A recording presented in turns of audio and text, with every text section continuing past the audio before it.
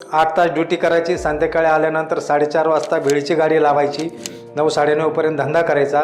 त्या भेळीच्या गाडीवर आमच्या मामाच्या ओळखीचे आणि एसकेपचे एक मॅनेजर आहेत नांदे साहेब म्हणून, ते भेळ खायला यायचे।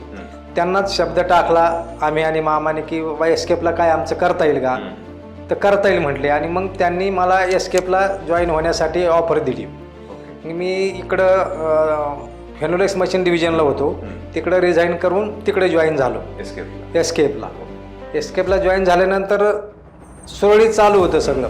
साधारण एक 14-15 महिन्यानंतर कदाचित तेव्हा परमनंट करत असतील, आणि एक 10-11 महिने झाले, दिवस जवळ येत होते, कार्यकाल आता आपलं पुढं कल्याण होईल ही भावना असतानाच त्या काळामध्ये एका मोठ्या कंपनीचा संप चालू होता, आणि त्या कंपनीला आमच्या युनियनने सपोर्ट केला, आणि ते काय कारण घडलं माहीत नाही, पण आम्ही जेवढे टेम्पररी होतो आम्हाला सगळ्यांना काढून टाकलं।